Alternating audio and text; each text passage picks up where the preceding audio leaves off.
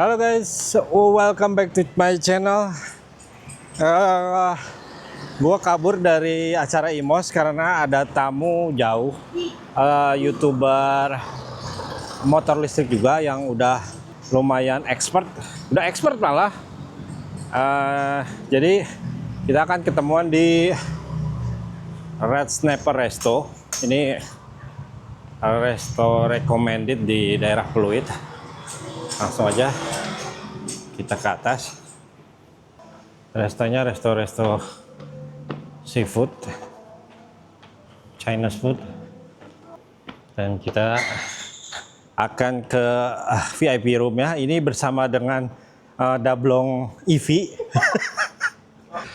Langsung masuk aja. Di sini ada Om Wifam udah sampai. Wah, ini YouTuber. Apa user ya dia nih? Pengguna ya dia. Sedikit ini Om, sebelum datang tamunya. Tamu utamanya ya. Nah, kita ngobrol nih. Gimana Om? Pakai hadiah gimana Om? Ya dia sih ya so-so lah, oke lah. Kalau saya bilang sih ya kalau yang G6 sih masih termasuk oke. Termasuk oke ya? Om pakai G6 ya? Pakai G6. Yang kemarin dipakai Adi ya? Betul. Oke, itu mantep banget Om. Oprekannya ngeri. Iseng-iseng gitu.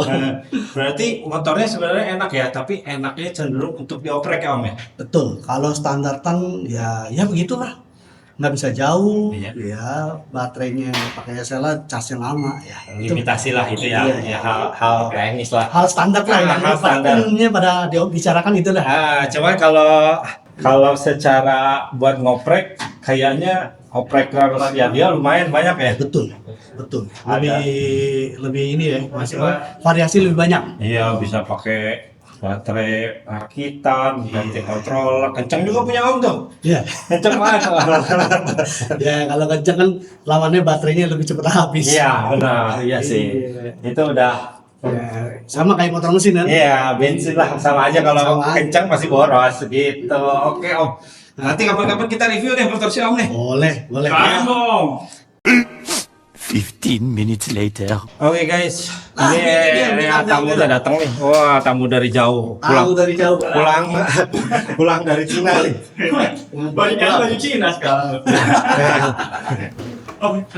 Ya, sini aja slide. Boleh.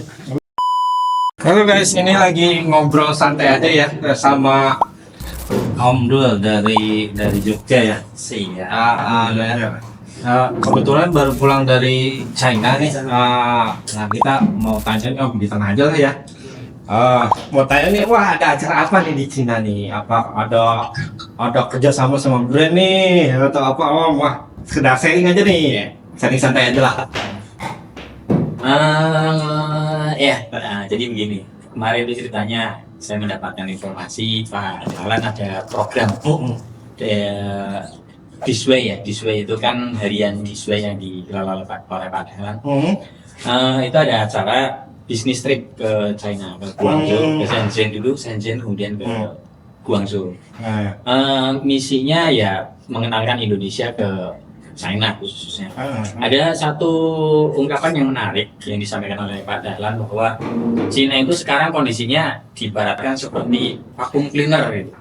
Jadi nyedot pasar di seluruh saking over ini ya, over capacity mereka memproduksi. Nah ini menariknya kan di sana pemerintahnya support ya, pokoknya produksi sebanyak-banyaknya.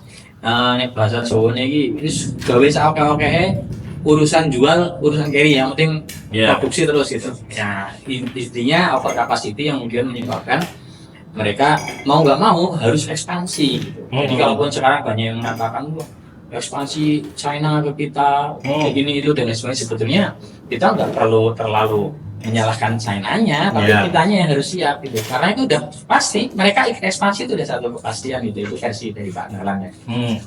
Hanya saja siapa yang akan terdampak oleh over capacity ini? Yang terdampak kan negara-negara terdekat ya, ada Taiwan, Vietnam dan seterusnya. Nah kita termasuk ya dekat juga sih, tapi jauh gitu, jauh tapi dekat gitu ya. Iya. Dari segi jarak jauh, tetapi mungkin dari segi ya, kebijakan dan lain sebagainya ya ngarahnya sana ya sudah lah. Intinya begini, mengenalkan produk-produk di Indonesia yang kita bisa melawan arus daya serapnya Cina gitu. Jadi kemarin kan ada yang produksi tepung ikan, kemudian ada yang produksi sagu dari mie dari sagu dan lain sebagainya. Itu kita kampanyekan ke sana.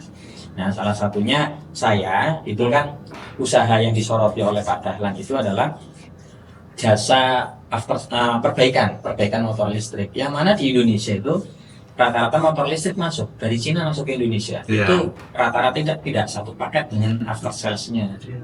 Jadi cuma jual barang ya. Betul. Nah, kan ini pengguna motor listrik semua. Nah, kan merasakan. Beli motor listrik begitu ada keluhan, dealernya bingung. Oh, ada keluhan itu ya. Ya udah kita pelajari dulu deh. Padahal itu beresan itu. Akhirnya bikin komunitas, justru komunitas itu yang memberikan feedback ke dealer kan. Oh, ternyata pakai ini lebih baik, yaudah pakai itu gitu kan. Nah, jadi ya sebetulnya mereka belum siap dengan after sales-nya, dan peluangnya adalah mungkin ini juga teman-teman semua termasuk Mas Robit kan sering saya konten juga kan, Ban itu. Ini termasuk langkah yang tepat membuka bengkel yang siap menerima after sales segala merek motor listrik gitu. Umum jadinya tidak hanya satu merek, apapun lah kasarnya ya. Sebetulnya spesialis satu merek pun nggak apa-apa, dengan catatan merek tersebut memang sudah jadi ibaratnya Hondanya motor listrik gitu lah. Ya. Tapi kalau sekarang kan belum muncul, memang dominan di Polytron Boxer ya. Tapi kan kita sama-sama tahu setelah subsidi habis kuotanya terjun bebas ya gitu. terjun bebas akhirnya bisa dicek di pameran yang sekarang ada itu apa namanya? Coba dicek di sana orang test ride rata-rata tesnya apa gitu kan. Nah, Polytron banyak yang tes nggak tuh, kita lihat. Bisa jadi malah penasaran dengan unit-unit lain kan. Karena ya akhirnya ujung-ujungnya orang pengen nyoba yang lain. Jadi intinya kita sama-sama belum tahu besok motor listrik yang bakal menjadi pionir dan betul-betul tadi Hondanya motor listrik itu apa. Kan kita ingat dulu motor konvensional sebelum ada Honda merajai itu kan ada Gialik, wajib lah katanya. banyak sekali kan. Akhirnya kan mengerucut jadi Honda sama Honda gitu kan.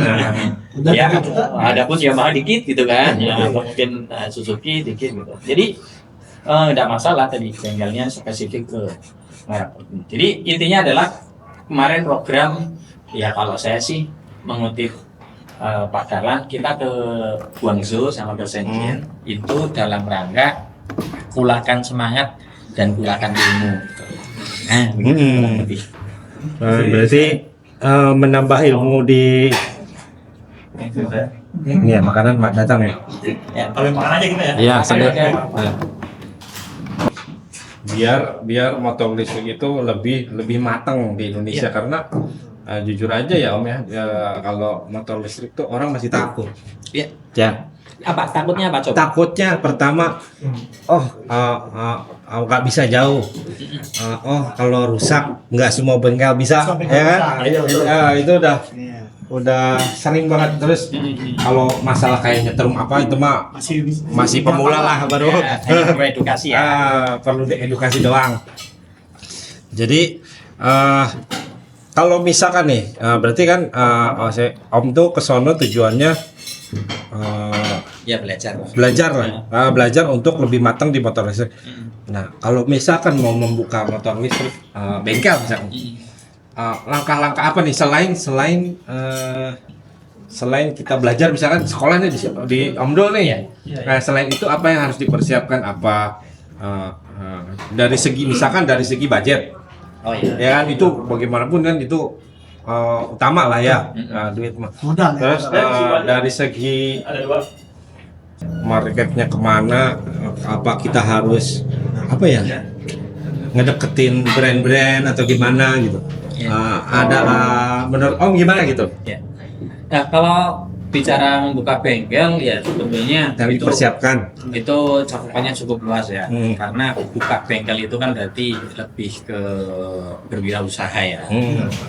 Sedangkan kita skill memperbaiki, bisa membetulkan lampu, bisa membetulkan controller, remote dan lain sebagainya itu hanya satu dari 5 pilar wirausaha itu kan, yaitu produk. Jadi belajar tuh nggak harus dengan saya, bisa dengan Mas Robi, bisa dengan yang gratisan di YouTube saya, gratisan juga banyak sekali kan. Kalau jangan buka YouTube saya itu kan ada playlist tuh, belajar gratis, controller, belajar gratis baterai. Lewat situ pun sebetulnya bisa asal kalian.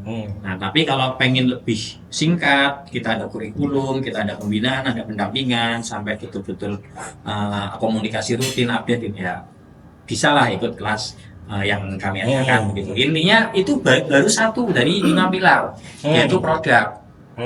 Nah kan nggak cukup bisnis cuma ini doang. Bisnis itu juga perlu marketing, perlu SDM, perlu finance. Finance itu bukan modal ya. Finance itu kemampuan kita mengelola uang. Kemudian perlu sistem. Nah ini kan butuh mentalitas semua. Nah kadang orang hanya fokus di sini merasa pinter bikin ikan yang sangat enak. Kemudian mengharuskan laku, ya enggak, ini harus dikuatin dulu dong. Kalau nggak dimarketingin siapa orang yang kenal ya kan? Kalau nggak ada sistem yang ada malah banyak komplain. Kalau SDM-nya ternyata judes dan lain sebagainya, ya juga nggak jadi gitu kan. Finance-nya kacau, yang ada malah duit di bawah karyawan gitu kan, atau mungkin duitnya ludes kemana gitu kan, atau mungkin di bawah ownernya gitu kan. Jadi kalau trik membuka bengkel saya rasa ilmu kuncinya. Bukan modal, yang penting ilmu. Dan ilmu yang saya maksud bukan cuma ilmu teknis ya, tapi ilmu semuanya. 5 itu semua harus saling berkaitan lah ya. Ya, jadi saya nggak berani menggaransi ikut pelatihan ke saya pasti langsung bisa buka bengkel, ya enggak kan. Nah, kalau Mas Robit itu ikut ke saya sudah punya basic ini nih, 1, 2, 3, 4. Ilmunya dapat dari Jogja, oke lah, akhirnya enak. Tinggal ngembangin ya. Iya. Oke. Oke, siap. Saya ada rencana tahun depannya. Oh, siap. Kebetulan saya pensiun di tahun depan, makanya saya udah kepikiran dari awal bermain di listrik ini. Ya. Nah, ini saya sekarang nih masuk ke banyak komunitas. Ya awalnya tujuannya sih salah satunya ya buat nguatin basicnya dulu nih, di marketing ya. Nah cuman kalau masalah teknis ya saya kan banyak kan autodidak, tapi saya tetap mesti butuh nih. Nah, makanya mudah-mudahan insya Allah tahun depan ya Pak, Ramadi belajar di tempatnya Habis lebaran. iya habis lebaran ya. Insya Allah mudah-mudahan. Iya. Kita mau emang mau coba fokus di motor listrik. Bermain di motor listrik gitu. Dan di Jakarta banyak customer tuh malah yang benerin kan. Iya. Kayak dia bisa franchise nggak? Itu nggak 1-2 orang. Iya. Udah franchise nih. Karena di Jakarta belum ada. Belum ada. Yang memang spesial itu belum ada. Belum ada. Pada pengen minta buka cabang ini. Di Jakarta sama Bekasi. Penggunanya paling padat Jakarta sama Bekasi. Jakarta tuh banyakan di wilayah barat. Iya Pak. Terus Bekasi itu banyak. Dolan ya. Iya. Dolar aja udah teter. Iya, teter ini. Teter dia. Antriannya panjang. Ya, mau besar itu. Kan nanya ini. Nih. Kalau ini Om, kalau untuk orang awam itu misalkan yang baru-baru ini Om, yang baru mau pindah ke motor listrik tuh cocoknya tuh motor seperti apa sih gitu? Ya, maksudnya dengan harganya yang jangan yang mahal lah, yang bawaan pabrik tapi kurang lebih tuh udah bagus lah gitu, nggak banyak PR, tapi nggak usah sebut merek nggak apa-apa sih. Takutnya promosi lagi sebut mereknya. Kita nggak di endorse ya. Iya. Iya benar. Next lah, merek endorse nih YouTuber ini. Ada sih tapi belum banyak kan. Oke, alhamdulillah udah ada aja. Iya. Kalau betul-betul layak itu menurut saya belum ada ya. Semua merek ya. Belum ada. Masih ada kekurangan gitu ya, masih ada kekurangan. Ya ada beberapa merek tapi kan harganya masih di atas 35. Berarti ada yang masuk tapi harga nggak masuk. Harga nggak masuk. Tapi kalau kita memaksakan harganya harus murah, karena kayaknya memang agak susah. Iya. Betul. Lagian ya di sisi lain, kalau obrolan saya sama Mas Rapid, udahlah nggak apa-apa, Polytron Vauxhall kualitasnya gitu-gitu aja biar jadi rezekinya kita gitu kan. Baru beli coknya nggak bisa nutup. Penuh dengan PR, apalagi konten saya Om. Ini itu. Tapi kan bagi konsumen umum kadang jengkelin ya. Iya. Mereka menjual Honda Beat misal dengan harapan performnya minimal bisa menggantikan, ternyata Nggak bisa. ya, jadi ya kalau Saya sih menyampaikan kepada teman-teman yang tadinya menggunakan motor konvensional beralih ke listrik ya harus siap dengan resiko itu. Atau memang ada budget lebih ya tambahin aja budgetnya. 35 ke atas oke lah. Iya benar mas ya. Merek kan banyak ya, bisa misal ada ya apakah ada Victo, Alpha, Monitor, atau Uwinfly yang murah tapi full upgrade misal, opsional. Tapi kan ujung-ujungnya 30-15. Pasti. Nah, Ya sebenarnya motor listrik itu menangnya karena dia customize-nya luas ya. Mau pakai baterai apapun, pakai controller apapun ya. Kalau ini Om, kalau misalkan motor ini kan masih banyak yang pakai baterai SLA. Nah itu salah satu kekurangannya apa sih maksudnya untuk SLA itu sebenarnya? Kan biasa tuh banyak perdebatan tuh. Nah kebetulan kan saya motor pertama saya itu SLA. Saya beli motor itu karena jujur saya nggak ngerti masalah baterai. Jadi saya tahunya tuh brand yang besar dan saya beli. Gitu karena lihat brand kan. Sama gitu. Sama ya. ya sebut saja brand X gitu ya. Bukannya brandnya Y. Sebenarnya Asal kan digital. termasuk Omnipop juga ya. Ya, jadi ini juga pengalaman saya kemarin waktu ke Shenzhen sama Guangzhou itu di sana mayoritas motor listrik ya bukan mayoritas ya ini masih banyak yang menggunakan ADSLA. Oh masih bikin Masih tetapi yang membuat di Indonesia SLA jadi nggak awet itu kan speknya yang dibuat over. Iya betul. Sama kualitas SLA-nya juga berbeda. Tapi di sana nggak pakai embel-embel Grapen atau apalah enggak. Ya intinya baterai SLA. Misalnya biasa sih.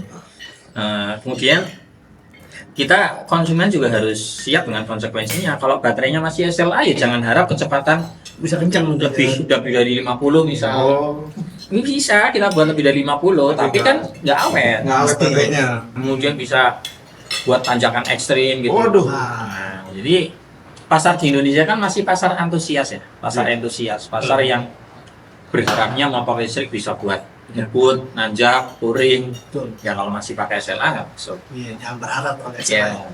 Jadi kalau mau beli yang pabrikan dan pakai SLA nggak apa-apa, tapi tadi penggunaannya ya sekedar 50 km per jam kecepatan.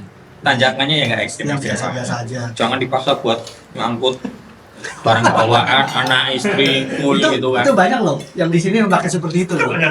Pakai bebannya, waduh. Kayaknya kan tembung akhirnya tuh. Jadi kalau SLA itu terlalu banyak syarat ya Om ya. Ngecas nggak boleh lama, Tidak dibebanin besar. dibebanin besar jadi loyo hilang ya. Ya. Ya saya kasih kata kuncinya deh. Kata kuncinya gini. Yang di Indonesia ya, aki 20 Ah itu hanya aman di load sekitar 30 ampere. 20 Ah. Ada di mana 20 Ah? Hyundai T3, Hyundai T3S, kemudian ada VR dan lain sebagainya itu 20 Ah. Tapi kan kontrolernya ternyata lebih dari 30 Ah. 50 biasanya sih. 35, 40 bahkan ketemu teknisi di-upgrade pakai foto setting 50. Aduh. Mending 50 lebih lagi. Kemudian aki yang 32 Ah itu hanya aman di sekitar 45 ampere. Nah, kemudian aki yang 38 Ah ya anggap yang punya ya dia dan kawan-kawan lah ya. Itu bisa aman sampai 55 ampere. Jadi oke lah ada yang mengklaim garansi sampai 2 tahun dan lain sebagainya. Tapi kalau perlakuannya lebih dari batasan-batasan tadi ya jebol juga. Apalagi sampai ada salesnya yang menyampaikan, wah itu bisa fast charging. SLA pas charging. Ya ngomong lah. Ngomong ya. Kasihan konsumennya kan. Lebih dari 2 jam aja ngomong ya punya ya. Iya. Tapi ada Om sekarang tuh yang lagi musim nih sekarang di komunitas saya lah, SLA ya. Itu di gengbeng chargeran Om. Jadi Double. kan ada 6 biji tuh. Pakai casannya tuh 3 biji Om ya. Ada 3 biji Itu di di paralel. Parah loh. Lewatnya controller. Jadi misalnya itu 6 ampere, dibikin 3.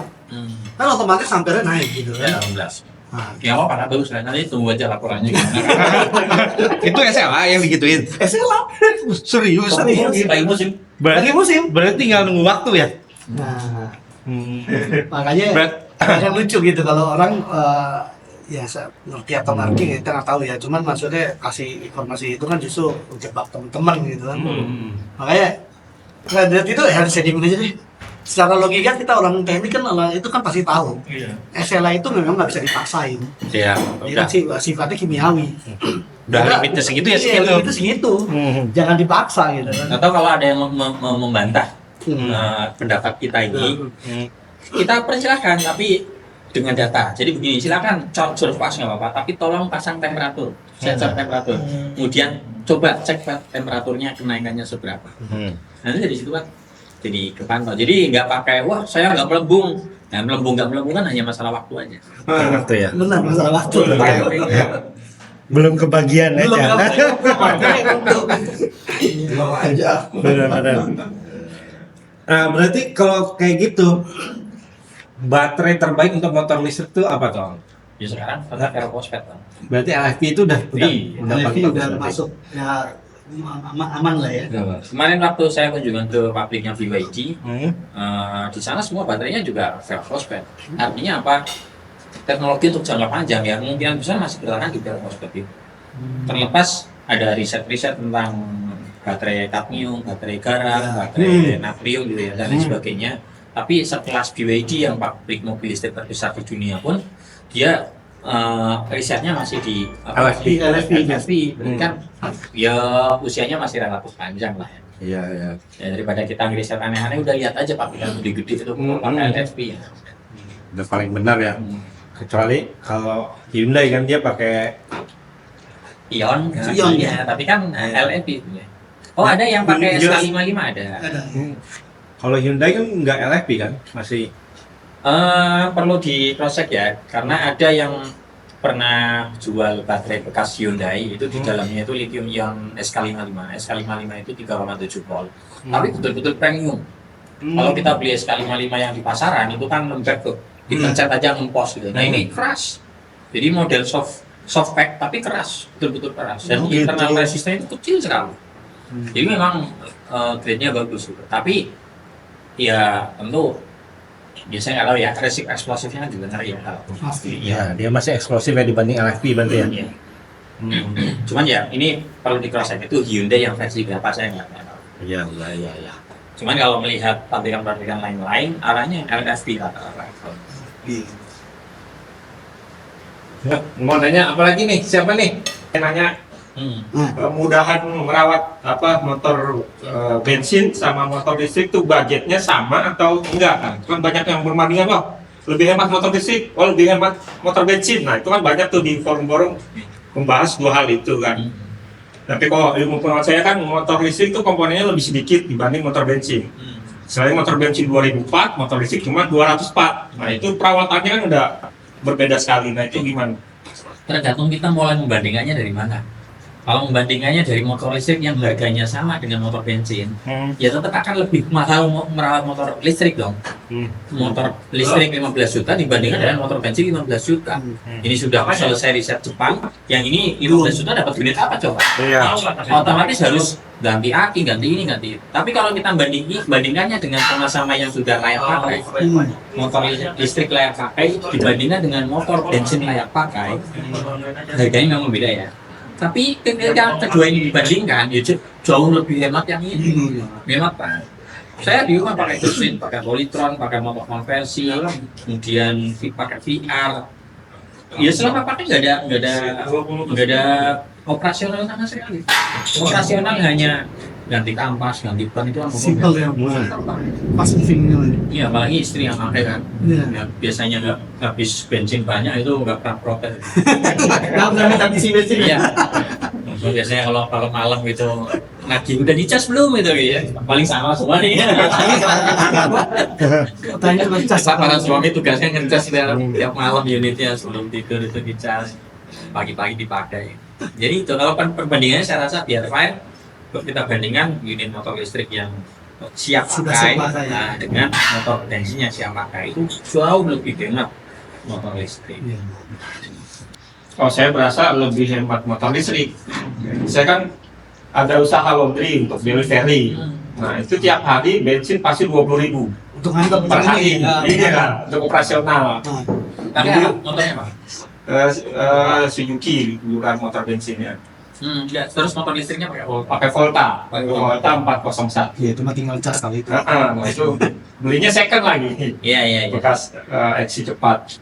Begitu beralih itu langsung paling listrik sehari 2.000. Nah itu kan kosnya jauh banget. Oke. Setahun bisa beli 2 mungkin baterai listrik. Nah, sekarang bandingkan kalau yang dipakai ternyata, mohon maaf kita sebut merek ya, misal Uwinplay yang masih pakai aki, dipakai buat operasional laundry. Satu bulan ganti aki satu, bulan berikutnya ganti lagi, bulan berikutnya ganti lagi, akhirnya kan jadi mahal. Boros malah ya. Oh, gonta-ganti melembung semua, akhirnya kena racun, ganti liver pompa, pasang gitu kan. Nah, kemudian kontrolernya debutan, ganti motor. Setelah ganti suspensinya keras, ganti lagi. Nah, itu kan jadi lebih mahal. Maka tadi kalau Volta kan termasuk sudah ya lumayan lah ya, apalagi dari sudah liver pompa. Kalau faktor murahnya karena memang second kan, Second bisa. Iya. jadi gitu. Memang sangat ini, kita yang sudah merasakan ya sangat tahu lah ya. Nah sekarang masalah baterai nih.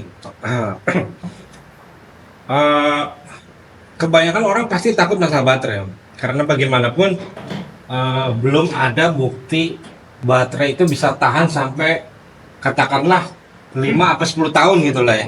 Ya kan? Untuk menyikapinya gimana nih? Karena pasti sebagian besar orang misalkan beli wuling, wah nanti baterainya ngedrop, gua harus beli 100 juta nih baterainya. Padahal kalau secara teori di kertas dia bisa berapa cycle kan ya, mungkin kalau dihitung waktunya mungkin bisa tahunan, tapi faktanya saya pun ngerasain namanya ngedrop nih. Itu yang jadi faktor itu apa ya, baterainya emang belum tahu kualitas ketahanan jangka panjangnya, atau ada hal-hal lain kayak misalkan BMS-nya nggak balancing dengan baik atau apa dan lain-lain. Gimana itu? Ini penjelasan versi Om nih ya. Kalau masalah cycle itu kan sudah disampaikan oleh datasheet pabrikan selnya yang mereka sudah punya sertifikasi internasional pengujian ini itu dan lain sebagainya. Artinya ketika mereka menyampaikan 2000 life cycle, 3000 life cycle itu bukan data sembarangan. Nah, tinggal memang kita di lapangan memang butuh pembuktian. Iya. Nah, tapi sih saya yakin bahwa yaitu data valid yang secara internasional ada istilahnya nggak bisa lah pabrikan sembarangan mengeluarkan. Iya. Nah, tapi kalau ketika sudah dirakit, maka banyak faktor lain yang bisa menyebabkan data tersebut juga jadi bermasalah. Misal kualitas konektor, konektor antar sel, konektornya cuma mampu 20 ampere, ternyata jilid 50 ampere ya, pasti nggak balance tuh. Nah, kemudian kualitas BMS, BMS-nya sebetulnya cuma kuat 20 ampere, ditulisnya 50 ampere, ya panas gitu kan. Kemudian proses misalnya ini rakitannya, proses rakitan baterai belum balance sudah dirakit dengan harapan BMS lah yang membalance, gitu. Salah juga, BMS-nya kerja keras jadi dia rusak juga. Jadi benar banyak sekali. Banyak faktor ya. Jadi kalau pabrik udah pasti kasih sesuai datasheet, cuman giliran yang ngopreknya misalkan pabrik ngebentuk suatu baterai ternyata BMS-nya pakai yang biasa, itu bisa aja jadi selnya nggak balance bisa atau ngaco gitu. Atau bisa jadi mungkin namanya mass production ya, bisa jadi aja selnya emang udah jelek. Enggak sih, kalau selalu ya? kemungkinannya Kecil kalau itu ya. Contoh saya aja kalau yang merakit di rumah cuman rakitan profesional, bukan profesional, namanya konvensional gitu ya. Belum menggunakan alat-alat canggih saja, mudah untuk mendeteksi, oh ini nggak balance, oh ini IR-nya molor, oh ini fisiknya penyok dan lain sebagainya. Itu mudah kita deteksi, apalagi menggunakan mesin. Jadi sebetulnya ilmu aja, karena semakin kesini kan banyak perakit-perakit, ya mohon maaf, perakit mungkin asal belajar Waktu tidak ya. praktek, barang belum siap sudah asal jual gitu kan juga ada. Ya. Nah ini yang kadang juga perlu kita edukasi. Begitu. Oke, ada pertanyaan lain? Ini pertanyaan titipan dari calon konsumen speedometer. Oh Tidak izin. iya. Ekskul ya. Kapan produksinya dan kapan rilisnya? Oh, speedometer ya? Oh, Udah menang. Ada 50 yang inden. Ya untuk speedometer memang awalnya kita cuma iseng-iseng ngasih aja. Tapi alhamdulillah ini kan clear finish. Saya uji coba itu 1 bulan dan nggak ada masalah. Ada masalah sedikit-sedikit bisa kita perbaiki lewat program dan sudah kita data. Nah, insya Allah clear lah. Kalau masalah penjualan sih simpel. Ini kita bahan baku utama sudah lengkap, hanya kurang ya komponen-komponen soket dan lain sebagainya. Tapi kan di Indonesia nggak ada ya, tetap perlu kita impor kan. Jadi katakanlah PO masuk hari ini ya, cepet-cepetnya mungkin 1 bulan. 1 bulan. Apalagi lagi red line sekarang. Takutnya deadline. Lagi red line sekarang. Lagi red line. Red line lagi. Oh berarti produksinya di Jogja bukan di Cina? Di Jogja. PCB-nya kita bikin sendiri. Boleh tuh nanti. PCB-nya itu kita. Ini buat politeran doang. Hah? Boleh tuh Mbak? Iya kan nanti itu diplay. Berarti gua sukses, 2 orang keracunan. Kalau ngomong, pokoknya kalau mau buka bengkel, lihat brand paling laris. Cuma 3. Ya dia, Alfa, Politron. Yang sisanya ya laris, cuma maksudnya enggak Iya. kualitasnya enggak inilah gitu. Berarti suatu saat bisa bikin buat Yadea ini sangat. Lebih simpel malah karena ya dia pakai serial kan, serial bukan template. Bisa kemana-mana nanti. Apalagi Yadea kan terkenal tidak akurat ya. Sangat tidak Iya. akurat. Jadi nggak dipercayalah. Pasang Sunova juga sama ya. Pasal Sunova memang enggak. Nah, makanya kayak saya kan sekarang pakai BNC Jikong. Ya mau nggak mau pakai display di Jikong. Nah, kalau udah dibawaannya ya enggak. Karena kan mereka basicnya base-nya itu dari tegangan. Om, ngomong-ngomong ini kan Om Bilang harus 4:30 nyampe di sana. udah. Ya? Ini udah 4:30. Oke. Paling kita ulang dulu ya. Oke guys, segitu aja. Diskusi ngobrol-ngobrol santai sebenarnya. Ya. Terima kasih buat teman-teman Ya. ini apa Adi Dablong yang udah memfasilitasi, terus Om Dul yang udah jauh-jauh dari Jogja ke Cina dan ke sini dan nyempetin untuk bikin konten. Terima kasih banget. Ya. Terima kasih banget. Mau datang ke Termasuk ini Om Robit, Om Ya. Robit dengan ininya marketing ya. Saya kalau nggak ada dia nggak bisa kenal Om Dul. Iya benar ini. Saya kalau nggak ada dia nggak kenal Om Dul. Benar-benar. Om Dul. Dan Om Wifam ini, Om Wifam, terima kasih Om udah nanti next kita bahas Yadea-nya si Om. Boleh. Yadea oprekan. Ya, 20 juta. Oke, thank you. Bye bye.